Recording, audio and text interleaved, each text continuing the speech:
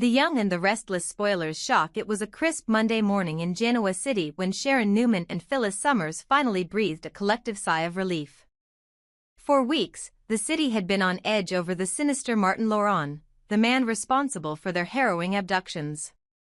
But with Laurent safely behind bars, the two women felt an unexpected lightness in their chests, a sensation that neither had anticipated.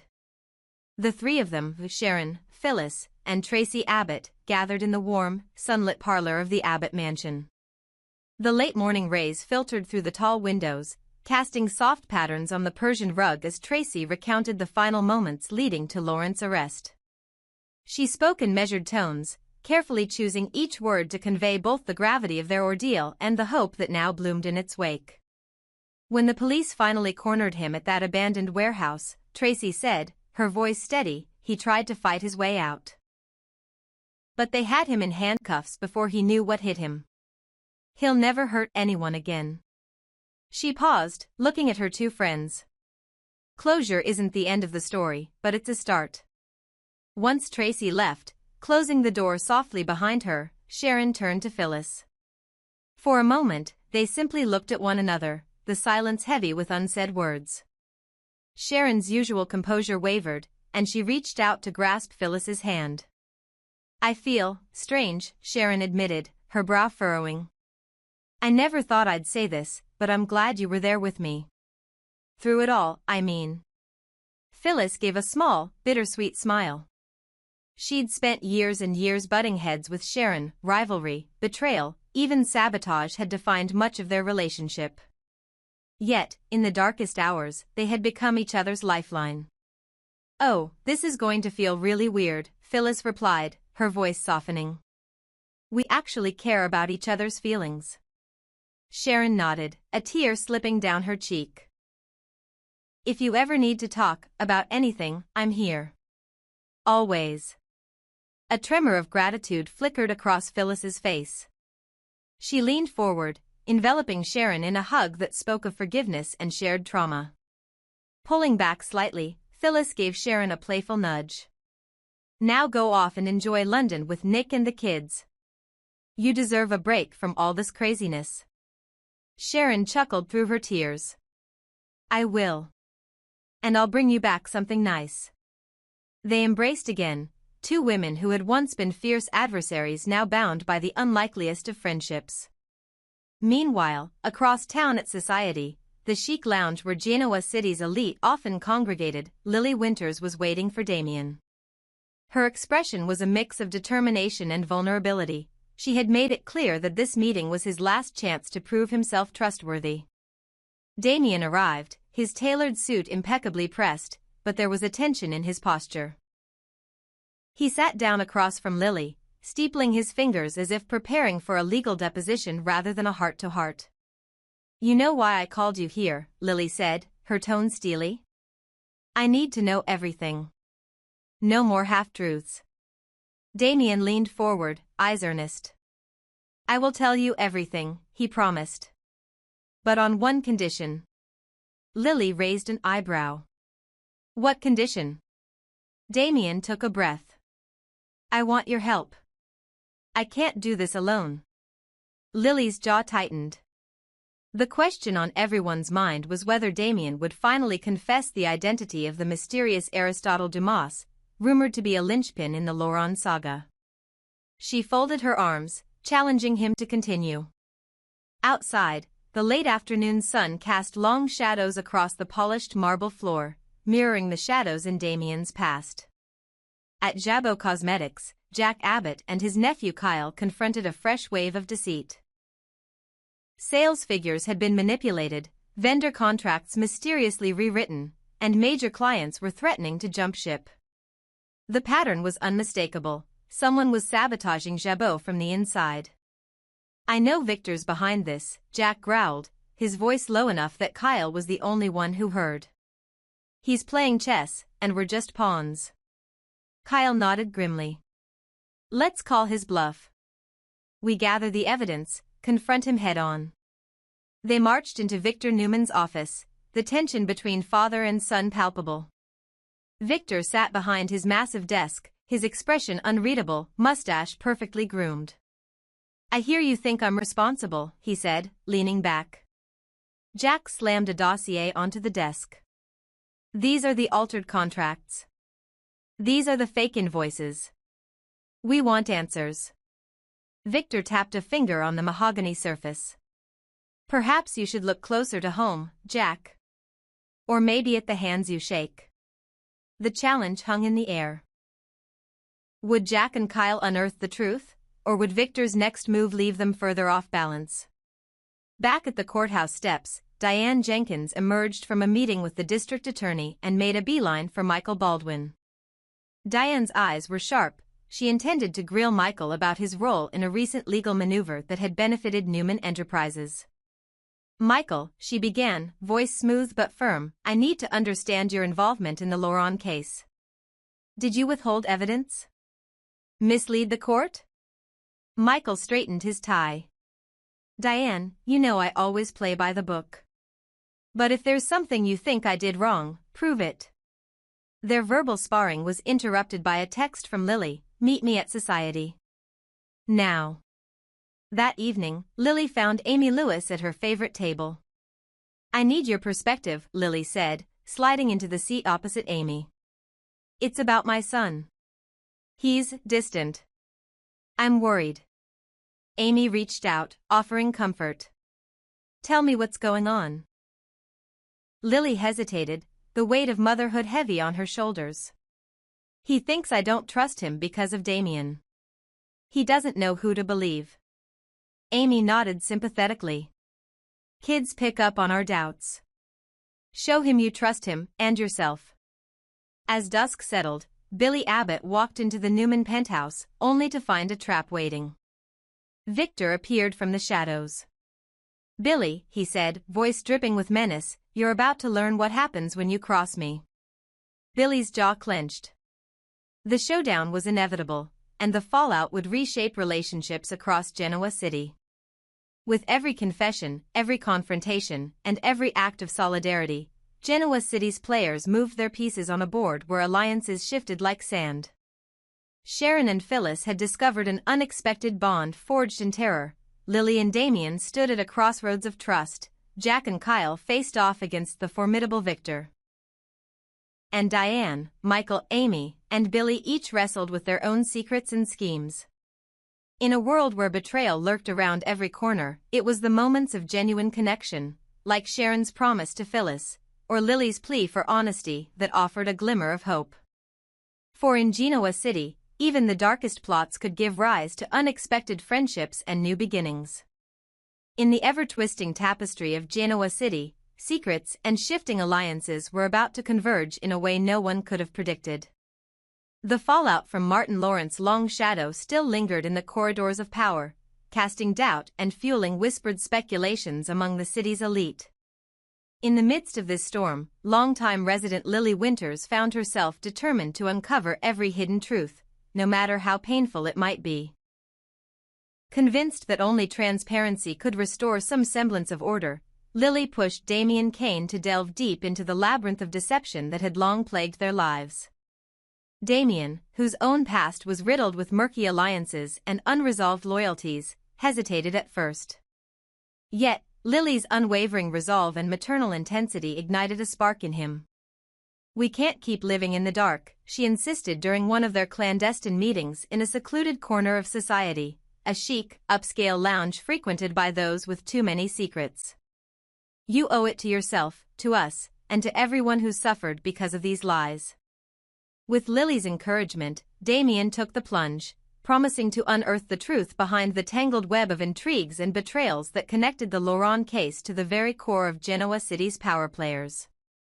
Meanwhile, the Abbott family was facing its own set of seismic challenges. Jack Abbott, the unyielding patriarch of the business dynasty, had long been a thorn in the side of Victor Newman, a man as charismatic as he was ruthless. Jack's frustration reached its boiling point when he discovered evidence of a massive ruse at Jabot Cosmetics. It wasn't just the contracts and financial discrepancies that alarmed him, it was the unmistakable signature of a deeper, more sinister plot. Joining forces with his nephew Kyle, Jack was now determined to confront Victor Newman directly. The tension was palpable as father and son stormed into Victor's opulent office, ready to demand answers. "Victor," Jack's voice rang out with the authority of a man who'd weathered countless storms, "we've seen the manipulated contracts, the doctored invoices, and now we know there's more at play. Explain this treachery, or face the consequences." Kyle's eyes, a mixture of apprehension and resolve, flickered between his uncle and the imposing figure of Victor. Victor, whose calm demeanor belied the dangerous genius lurking beneath, merely smirked. "Ah, the Abbott duo," he drawled. "Always so quick to point fingers. Perhaps you're looking in the wrong place, or maybe there are forces at work even you can't comprehend." The verbal sparring escalated, setting the stage for a confrontation that could redefine loyalties and power dynamics in the family, and in Genoa City itself. Amid these high-stakes maneuvers, Audra Charles, the enigmatic and daring operative, was preparing to execute a plan that could shake the very foundations of the Abbott household. Rumors had swirled for weeks that Audra had made a daring pact with none other than Victor Newman, the so-called devil of Genoa City. Determined to secure the dream job she had coveted for so long, Audra wasn't afraid to cross ethical lines. In a bold move, she resolved to seduce and manipulate Kyle into a compromising position, one that would give her the leverage she needed. Late one evening, as the city lights flickered like distant stars, Audra arranged a private meeting with Kyle under the guise of discussing a new venture at Jabot Cosmetics. With practiced charm and a carefully crafted persona, she hinted at opportunities that promised to elevate his status in the corporate world. "Kyle," she purred softly, leaning in just enough to let her intentions seep into the conversation, "sometimes you have to take risks to get ahead. I know things, inside information, that could change everything for you. But I need your cooperation to make it work." Kyle's inner turmoil was evident. He was torn between loyalty to his family and the tantalizing prospects that Audra's proposition offered. Little did he know that his involvement would not only compromise his integrity but also set into motion a chain reaction that could unravel the delicate balance between the Abbott and Newman empires. As these tangled relationships began to intersect, another major turning point loomed on the horizon, this time for Diane Jenkins. For years, Diane had hovered on the periphery of the Abbott family's inner circle, her role ambiguous and often overshadowed by more dominant figures like Tracy Abbott and Ashley Abbott, who had long since departed from the day-to-day family drama. However, a recent confession, a promise from Jack that hinted at a more significant role for Diane, marked the potential beginning of a transformative era. If Jack truly honored his pledge, Diane might finally step into the void left by those who had moved on, assuming a more proactive stance in managing family affairs. Yet, the implications of this shift were far from straightforward. With Diane's newfound access to sensitive family information and her insistence on being kept in the loop about every critical development, a storm was brewing. The Abbott clan, already reeling from fresh betrayals and the specter of past misdeeds, now faced the prospect of having one of their own thrust into the eye of the storm. "I need to know what's happening," Diane insisted in one heated conversation with Jack. "If I'm to have any say in the direction of this family, I deserve to be informed every secret, every scandal." Jack, whose own hands were already stained with the complexities of Genoa City's politics, hesitated.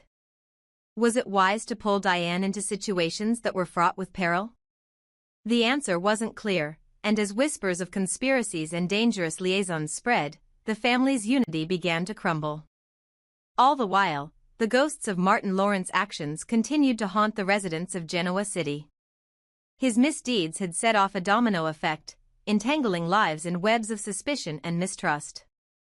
Just when some believed the worst was behind them, new revelations threatened to shatter any fragile hope of peace. As Diane demanded constant updates on every development, both familial and criminal, she began to wonder if the truth was a burden too heavy to bear. The notion that ignorance might have been bliss, even if only for a fleeting moment, crossed her mind during those long, sleepless nights. Back at society, as Lily and Damien prepared for another round of probing revelations, a palpable tension filled the room. Damien's investigation into the Laurent affair was slowly unraveling threads that reached further than he had ever imagined. Each discovery, each whispered name, only deepened the mystery, linking together the fates of the Newmans, the Abbotts, and the many unsung players like Audra and Diane. Every answer we uncover only leads to more questions, Damien confessed to Lily one evening, his voice tinged with both determination and despair. I fear that the deeper we go, the more we risk tearing apart the very fabric of our lives here in Genoa City. In a dramatic twist of fate, the clandestine meeting between Audra and Kyle took a shocking turn. As Kyle struggled with his conscience and the weight of Audra's proposition, he suddenly realized that the implications were far greater than personal ambition. Caught in a web of seduction, coercion, and corporate espionage, Kyle faced a dilemma that could not only compromise his position but also jeopardize the long-standing feud between the Abbott and Newman families. The confrontation that followed in the dimly lit corridors of Jabot's headquarters was charged with raw emotion and veiled threats. "You think you can use me as a pawn?" Kyle demanded, his voice breaking with a mix of anger and hurt. "I won't let your scheming destroy everything my family has built." Audra's eyes, cold and calculating, met his.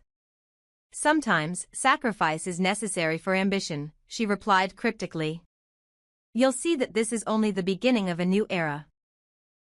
One in which the stakes are higher than ever before." Her words sent shivers down his spine, leaving him to wonder whether his future was irrevocably entangled with forces he could no longer control.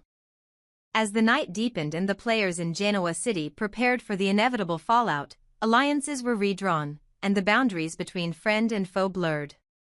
The Abbott family's internal struggles, the manipulative genius of Victor Newman, and the audacious gambit by Audra Charles all pointed to a single, unavoidable truth: in Genoa City, loyalty was a luxury, and every decision carried the risk of inciting a chain reaction that could alter lives forever.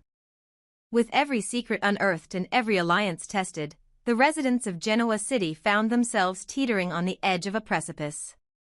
The truth, no matter how painful, had a way of coming to light. And as Lily's insistence on uncovering every detail and Jack's relentless pursuit of accountability threatened to reshape the power dynamics, one question loomed large: could anyone ever truly escape the consequences of their past in this relentless city? In the coming days, as Diane began to play an increasingly prominent role, potentially stepping into the breach left by those who had departed, the entire Abbott family braced for the fallout. The repercussions of her involvement were uncertain. Some feared that her insatiable curiosity would lead to more sensitive revelations, while others hoped that her newfound voice might finally bring a semblance of order to a fractured household. The stage was set, and as the players took their positions, one thing was clear: in Genoa City, every secret had its price, and every revelation was a double-edged sword. This unfolding drama captures the tension, ambition, and intricate personal relationships that define life in Genoa City. A place where the past and present collide in explosive confrontations and where every decision holds the potential to rewrite the future. February 2nd.